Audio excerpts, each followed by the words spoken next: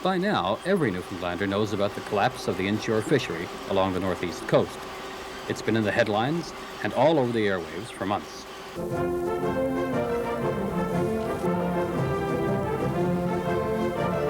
Time now for the Fisherman's Broadcast. Jim Wellman's here. What do we have, Jim?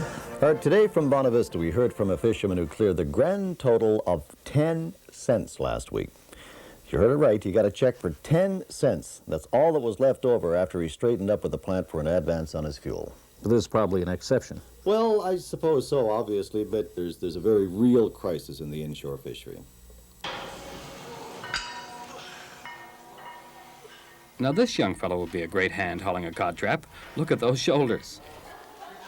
But fitness instructor Paul Clark works in a gym instead of the family fishing boat. He says the fishery is gone.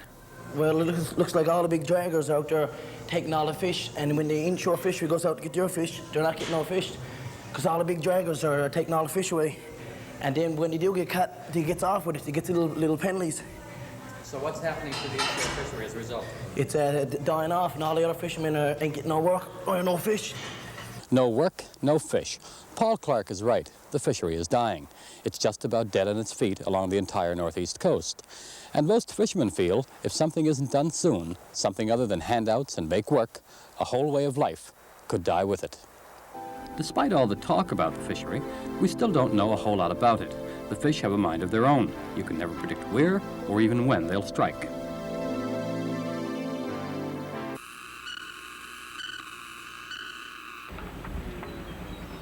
Federal scientists are paid to keep on top of the fishery. They're supposed to know what's going on.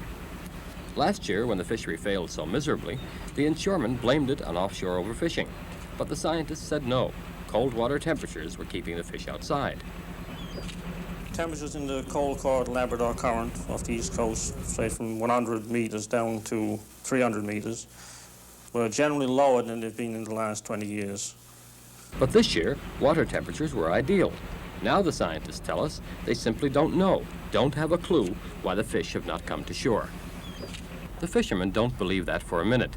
They think the scientists know a lot more about overfishing than they're letting on, that their political bosses won't allow them to come clean with the public. Tom Best of Petty Harbor is typical of many fishermen. It's our suspicions that they happen to believe strongly in what the fishermen are saying, that their evidence points to the same problem areas, and that we've got a major problem in the offshore right now as relates to the probably the big companies and the offshore draggers depleting the stocks. We firmly believe that the federal research scientists, the scientists if you want to call them, believe the same things, but because of their employment, the people they work for, the political persuasion that's there, that they're not at liberty to say what they really believe. In other words, their political bosses won't allow them to tell all. Oh, well, that's what we happen to believe. I mean, if you look at the federal government, the restructuring program, the Kirby report, the provincial involvement, you have big investments there from both on a federal level and a provincial level, and these are the people that handle the paychecks, and the federal research people are the people that depend on them for their livelihood. So they may want to say more than they can really say. We don't know if Tom Best is right or not, but we do know the deep-sea draggers are cleaning up on the northern cod stocks, an area that stretches all the way from Hopedale to Cape St. Mary's.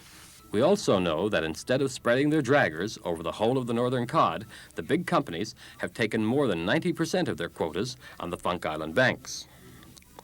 Here's something else we know, and this is important. Inshore fishermen in Labrador, the area left alone by the draggers, are having a big year, their best in a long time. On the other hand, inshore fishermen who depend on migrating cod from the funks are having their worst. And then there's the nasty business of dumping, all those small fish thrown back to the gulls after the draggers pull their nets. We know what's going on, we hear there's a lot, but we really don't know how much. That's all public information. It's widely known. What isn't so widely known is how badly fishermen are hurting. Many have had to turn in their boats to the loan board. Some, the younger guys in particular, can't keep up their mortgage payments. They're in danger of losing their homes. And you know, in many Newfoundland communities, when the fishermen are hurting, everyone feels the pain.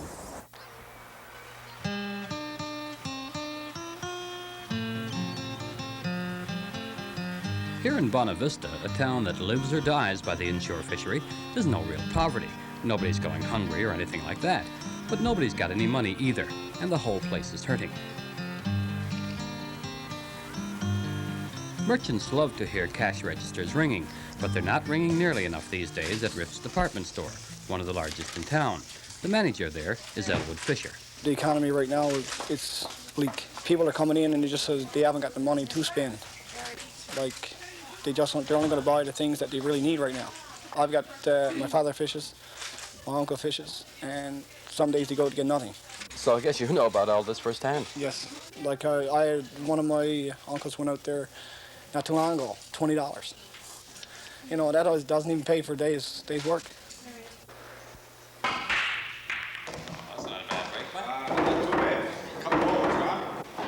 A good break on the pool table is all right, but August Meitzen could use a real break for a change. Meitzen calls his hotel the Oh Happy Sight, but he wishes at times he'd never set eyes on it. August, but business not much these days? No, business lousy. Ah, nice shot. Normally I'd be behind the bar serving the boys, but things are very slack, so I have had an odd game of pool with the odd person that might come in. Why is it so slack? Well, apparently the fish is scarce, and this is a fishing community. Everybody depends on the fishing industry in this area. So when the fish is scarce, that means money's scarce. Nobody can afford to go out and spend their money at the clubs. They go in the liquor store, get it cheaper, or from the distributors. And they have to buy food, that's for sure, and clothing. Not much left. That big rock over there is Gull Island, and just beyond that is Cape Bonavista. The Cape is generally accepted as the spot where John Cabot made landfall in the New World. The Butler family, Arch and his 3 boys, pass by here every day on their way to the fishing grounds. But you'd hardly believe it's the same bay John Cabot made so famous. When Cabot happened along nearly 500 years ago, these waters were full of fish, a far cry from today. You know, when John Cabot came here, they said that he could have walked ashore on the fish. I like trying to call him out. He won't get enough to make a bit of fish and bruise. A slight exaggeration, but only slight. The Butlers and most other fishermen along the Bonavista Peninsula are barely managing to stay afloat.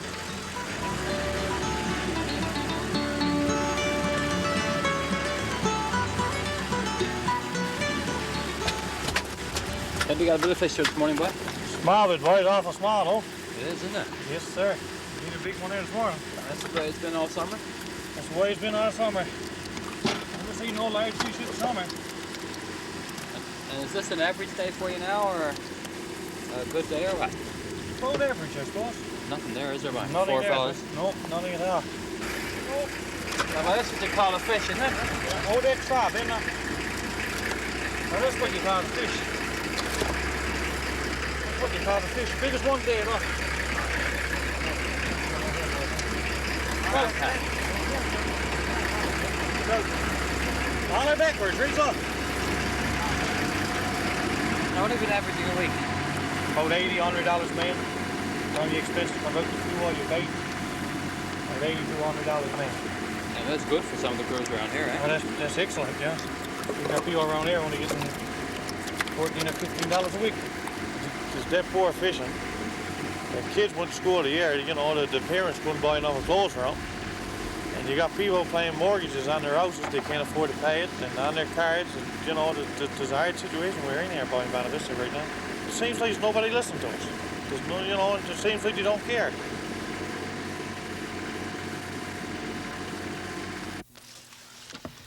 Arch Butler cares. He's been on the water for 59 summers, and he's had his 2 older boys out since they were teenagers.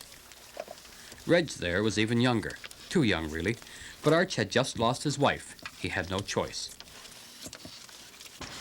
Oh yes, Reg. I had to carry him fishing when he was 8 years old, because his mother paid us down, and I had taken with us that time. And just really got into fishing. So in other words, you wouldn't have anybody to mind him at home, so you'd have to bring him out with you? No, I had to bring him with to see for the morning, eh? Been on the water ever since? Yeah. Reg, do you plan to spend the rest of your life on the water? I don't know. I suppose if it improves, I will. Do you see any hope for it at this point? No, I don't know. Why they do anything about the offshore trawlers or something might be all right. Not doing much with it this summer. No. This is the worst. This is the worst because only thing we fish we get now, what comes to the draggers nets. What they lose, we get. That's what you figure. Yeah, that's what I figured. Ben, what about yourself now? You've been out a long time as well. Yeah. It's okay. If there's any fish, but there's no fish now. There's nothing this summer, right? Nothing, no. Last 3 summers, there's no fish. Well, how long can you hang on in a fishing boat if there's no fish? No, this will be the last one. Is that right? Yeah, they say. What do you plan to do? Yeah, take up. Take up and take off somewhere.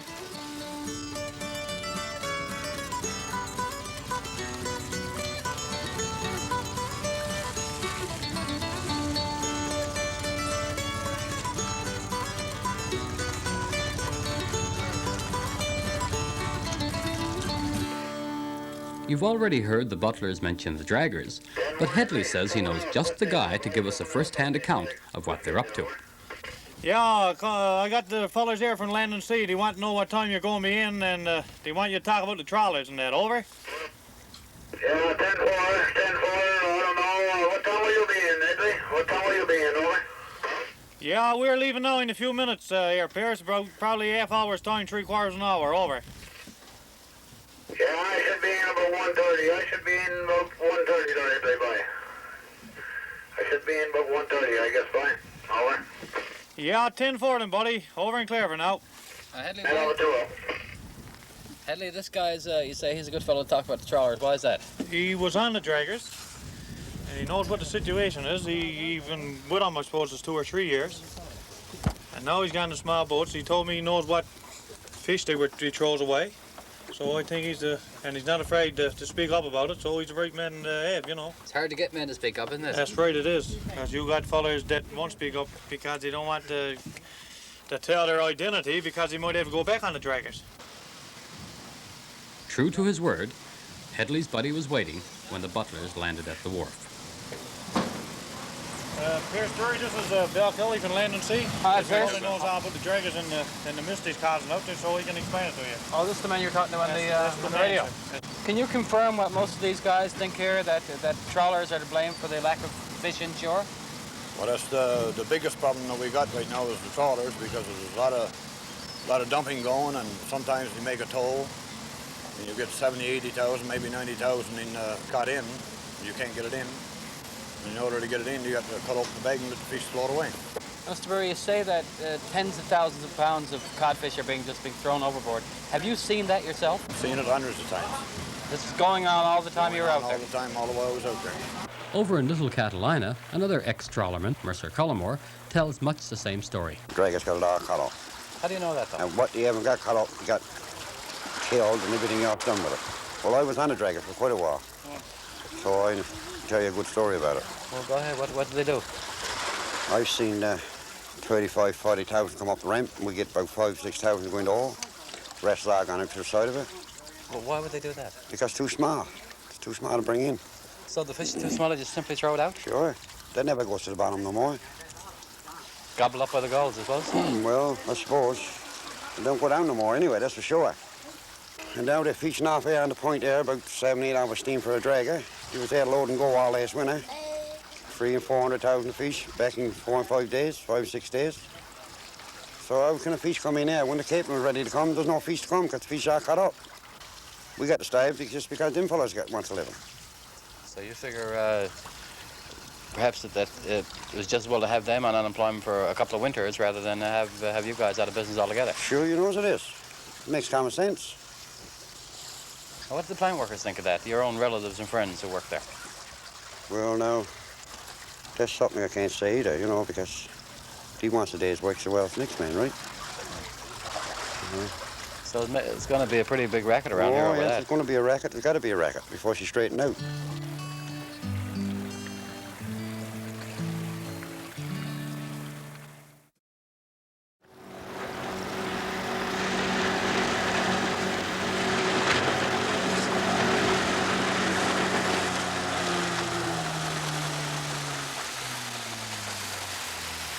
Another place, another fisherman, but the same sad story. Morning, Eric. Morning. How'd you make out? Well, I had the usual catch, box full, about 100 pounds, I expect. Hardly worth your while going out, is it? Not worth going out for, but I know. Only you feel that you got to get up and go out because what you're used to doing. Eric Nurse of Champneys East gets so little fish these days, he salts the works. It takes a bit more time and a bit more trouble. But he'll get a few extra dollars, and in these tough times, every dollar counts. Nurse says he's seen bad years before, but it's never been so bad for so long. Well, it's been bad enough that there were times when I would have bought a fish if I could have found one to buy, eh?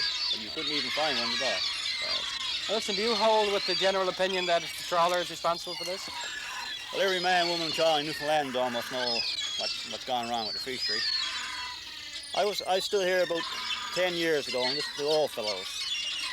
They're up in the graveyard now, and they said that the day would come when you wouldn't get a fish to eat.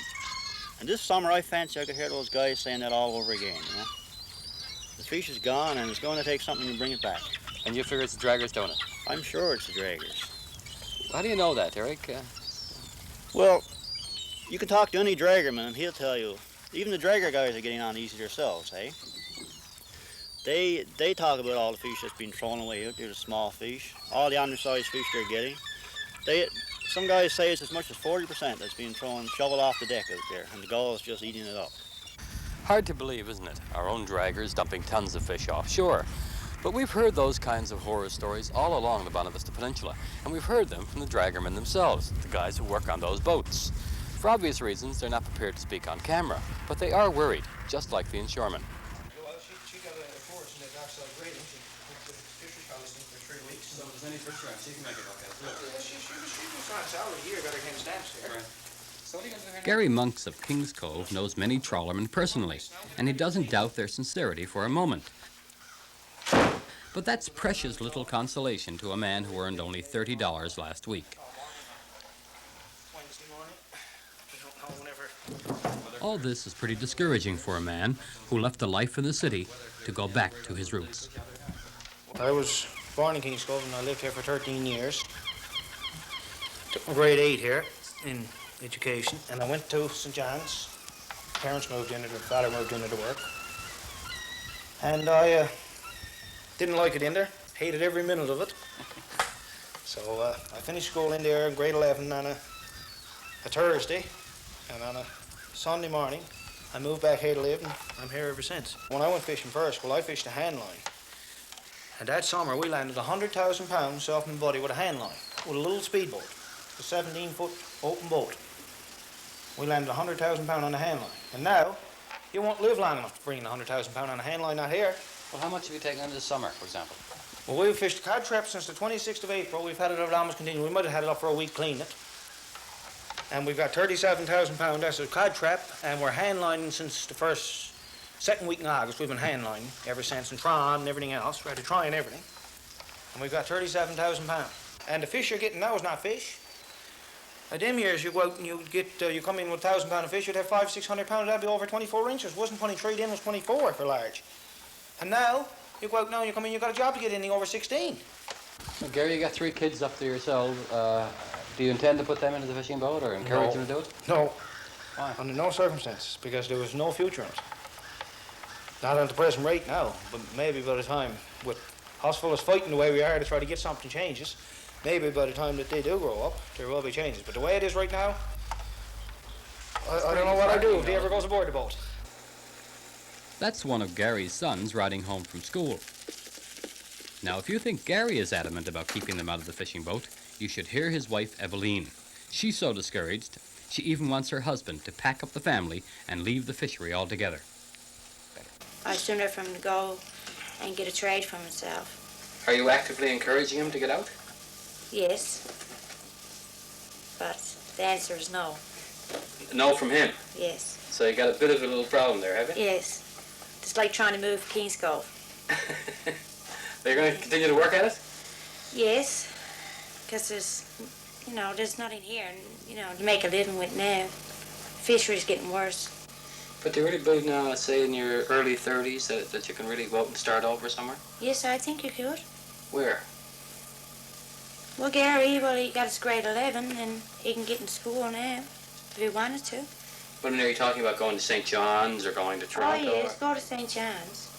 Renting would be a problem, I guess, Be high rent and things like that, but...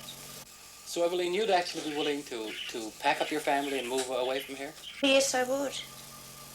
And you think you'd be better I off? won't leave much behind when if I leave anyway, right? We haven't got a new home. We only got an old home. But we're supposed to start a new home, but if there's not a living here, I don't see much point starting one. The man unloading his fish here is Albert Johnson. He did all right today, but he had to go off 50 miles. His boat, the one there tied up to the wharf, is too small by rights for that long a trip, but Albert says you do what you have to. Johnson is a man other fishermen look up to. He heads up an organization with members from 70 communities. It was Johnson's group, a forerunner of the new Inshore Fisheries Association, that first raised the issue of overfishing. When we spoke to Johnson last month, the Federal Minister of Fisheries was coming, and at long last he expected results. We've been at it now since we formed that committee in February, I believe. And we had meetings with them this spring, and we told them the very same thing. We complained about what's been happening in the fishery, and now it seems like they're starting to do something about it. We like to think that we played a small part in what's happening right now, our committee. Well, isn't it a shame, though, that if you fellas have been saying this, and I know you have for 6 or 7 months, that it's only now they're coming around to... Well, of course, that's the government for you. It takes a long time to get things going, and hopefully now they're going to make things better. Tom Siddon came and went, but Johnson didn't get the action he wanted. When we talked to him again last week, he was an angry man. We were really disappointed. We thought he was going to have some more concrete news or something and tell us we were... What they actually did was they're only prolonging what's happening, that's all. And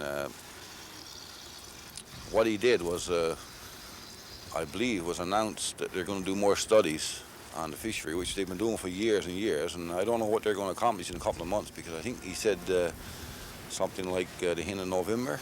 They were hoping to have results. And as far as we're concerned, this is only just a bluff, that's all. You think they're just stalling? That's all, just stalling. Well, all it appears to us, Bill, is that the government is deliberately trying to do away with the inshore fishery. There's nothing else for us to think, only that. But because of all the delays and everything else? Because of all the delays and what's been happening over the last few years, I mean, they're not doing, we thought they were going to reduce the quotas, make some arrangements or do something so the draggers out there won't be dragging the Funk Island Bank like they've been doing the past few years, and apparently they're not doing that, and we don't know what's going on. Pretty disappointing, isn't it? It is really disappointing. And this past few years, there's been people getting out of the fishery. They got no other choice, and I would say after the year, there's going to be a lot more out of it. There's nothing. I mean, there's no fish inshore, and apparently the government's not doing anything to bring the fish inshore. But if they can't stay in the fishery, what are they going to do? What's going to happen to all these communities? I don't know. I don't know. It's terrible. Even the ravenous gulls underscore the extent of this year's failure. The gulls are always hungry, of course. It's nearly impossible to fill them up. But these days, they're hungrier, more savage than usual. How savage? Well, try tossing a few scraps on a wharf, and you'll soon find out.